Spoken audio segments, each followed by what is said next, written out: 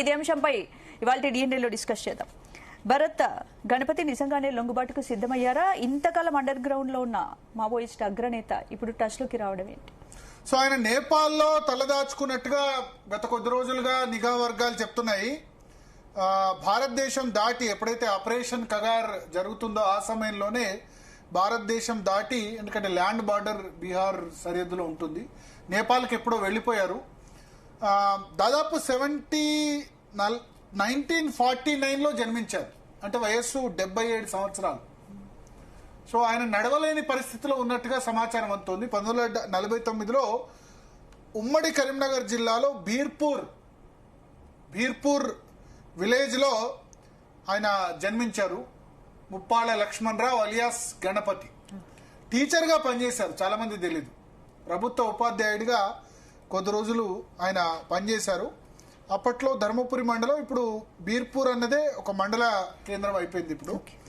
So Jagtial జైత్రయాత్ర 1970-80లో Jagtial జైత్రయాత్ర ఉమ్మడి రాష్ట్రాన్ని కదిపేసింది.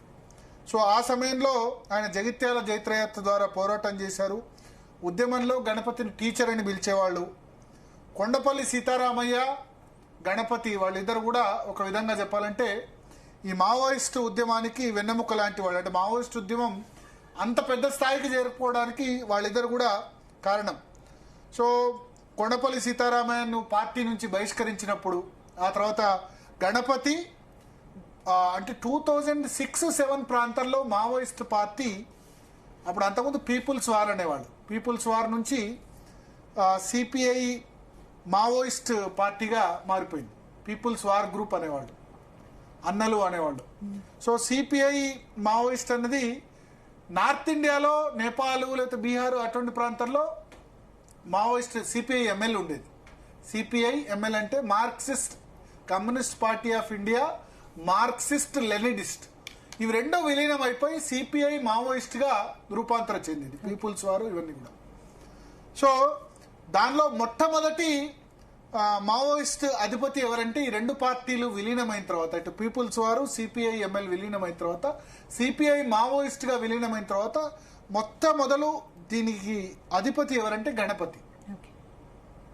చాలా మంది తెలియదు, ముప్పాళ్ళ లక్ష్మణరావు వెలమ సామాజిక వర్గం. అంటే అంటారు కదా నక్సలైట్ల ఉద్యమంలో అప్పర్ క్యాస్ట్ లేరు అంటారు కదా, బట్ ఈయన వెలమ సామాజిక వర్గం. ఆయనే దొరలకు వ్యతిరేకంగా పోరాటం చేస్తే నక్సలైట్లే. చాలా మంది గళ్లలో గడిల్లో ఉన్న దొరలు హైదరాబాద్కు లేదా మిగతా చోట్లకి అన్ని చోట కూడా నక్సలైట్ల భయంతో చాలా మంది వలస వచ్చారు. సో దీనికి అంటే ఈ ఉద్యమాల కులంతో వాటితో సంబంధం ఉండదు అన్నదానికి ఇది ఒక ప్రత్యక్ష ఎగ్జాంపుల్. సో చాలా పెద్ద యాక్టివిటీ నడిపారు. ఇప్పుడు మావోయిస్టులో కేంద్ర కమిటీ సభ్యుడు, పొలిట్ బ్యూరో మెంబర్ పెద్దదైతే, జాతీయ అధిపతిగా, ఇంటర్నేషనల్ అధిపతిగా ఆయన ఉన్న తర్వాత 2018లో ఆయన అనారోగ్యాన్ని దృష్టిలో ఉంచుకొని ప్రధాన కార్యదర్శి పదవి నుంచి వైదొలిగి అప్పుడు మిగతా వాళ్ళకి బాధ్యతలు అప్పగించారు. సో ఇప్పుడు ఎప్పుడైతే ఆపరేషన్ కగార్ ఆ సమయంలోనే ఆయన ఇంకా సేఫ్ జోన్లోకి వెళ్ళిపోవాలని చెప్పి నేపాల్ వెళ్ళిపోయారు. ఇప్పుడు మనకు అందుతున్న సమాచారం ఏంటంటే, గణపతి గురించి రేవంత్ రెడ్డి వాళ్ళ హుటాహుటిన ఢిల్లీ వెళ్ళారు. నిజానికి అందరూ ఏమనుకున్నారంటే రాజ్యసభ సభ్యత్వం గురించి చర్చించేందుకు రేవంత్ రెడ్డి ఢిల్లీ వెళ్ళారు అని చాలా మంది అనుకున్నారు. అయితే మహేష్ కుమార్ గౌడ్ పిసిసి అధ్యక్షుడు వెళ్ళలేదు. ఇవాళ నిజానికి విజయ్ దేవరకొండ, రష్మిక మందాన రిసెప్షన్ కు రేవంత్ రెడ్డి అటెండ్ కావాలి. కానీ ఈ పరిణామాల నేపథ్యంలో ఇది భారత ప్రభుత్వానికి సంబంధించిన ఇంటెలిజెన్స్ బ్యూరో, మన ఎస్ఐబి స్పెషల్ ఇంటెలిజెన్స్ బ్యూరో, అంటే మన రాష్ట్ర పోలీసులు కలిసి సంయుక్తంగా గణపతి జాడ కనుగొని ఆయన లొంగిపోయాలి. ఎందుకంటే ఇక తిప్పిరి తిరుపతి అలియాస్ దేవ్జీ అందరూ కూడా లొంగిపోయారు కదా, మిగిలిన వాళ్ళు చాలా తక్కువ మంది. సో ఈ నేపథ్యంలో గణపతి కూడా లొంగిపోయేందుకు ఈ కేంద్ర రాష్ట్ర ప్రభుత్వాలు ప్రెషర్ తీసుకొచ్చాయి. అంటే ఇప్పుడు తెలంగాణ ప్రభుత్వానికి ఇది పెద్ద విజయం అని చెప్పొచ్చా? తెలంగాణ ప్రభుత్వం కేంద్ర ప్రభుత్వానికి చాలా పెద్ద విజయం అని చెప్పొచ్చు. కేంద్ర ప్రభుత్వం తెలంగాణ ప్రభుత్వం ఇద్దరు కూడా చాలా పెద్ద విజయం. ఇంకా మావోయిస్టులు మార్చి 31 లోపు ఒక డెడ్ లైన్ పెట్టుకుంది కేంద్ర ప్రభుత్వం. ఆలోపే మావోయిస్ట్ మూవ్మెంట్ ఎండ్ చేయాలని ఇక మిగిలిన ఏకైక అగ్రనేత గణపతి. సో ఆయన ఇప్పుడు కేంద్ర హోంశాఖ మంత్రి అమిత్ షా సమక్షంలో లొంగిపోతారని తెలుస్తోంది. ముఖ్యమంత్రి రేవంత్ రెడ్డి, తర్వాత డీజీపీ శివధర్ రెడ్డి వాళ్ళందరూ కూడా హుటాహుటిన ఢిల్లీ బయలుదేరి వెళ్లారు. ఇంటెలిజెన్స్ సంబంధించిన అదనపు డీజీపీ విజయ్ కుమార్ వీళ్ళంతా కూడా ఢిల్లీ బయలుదేరి వెళ్ళినట్టుగా తెలుస్తుంది. కేంద్ర హోంశాఖ మంత్రి అమిత్ షా సమక్షంలో, రేవంత్ రెడ్డి సమక్షంలో ఢిల్లీలో గణపతి సరెండర్ అవుతారు.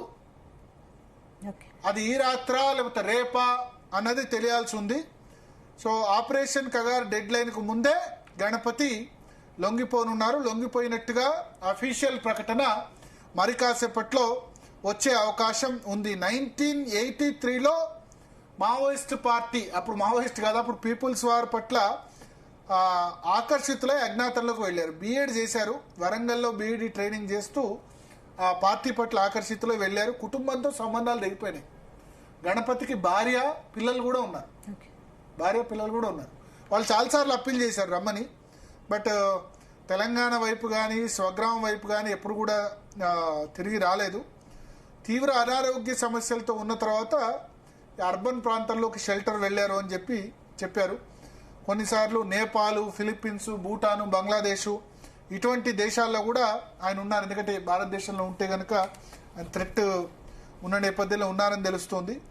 సో గణపతి లొంగితే మావోయిస్ట్ ఉద్యమం పూర్తిగా బలహీనపడుతుంది అయిపోయింది. ఎందుకంటే మావోయిస్టులు ఎంత మాక్సిమం ఉంటే 30-40 మంది ఉంటారేమో. ఛత్తీస్గఢ్ లో అయినా తెలంగాణలో అయినా అగ్రనేతలు అందరూ కూడా అయిపోయినారు కదా. Maoist party Tirupati alias Devji లొంగిపోయిన తర్వాత ఇక క్రియాశీల నాయకులు ఎవరు లేరు. మన ప్రతినిధి రవితేజ ఉన్నారు క్రైమ్ బ్యూరో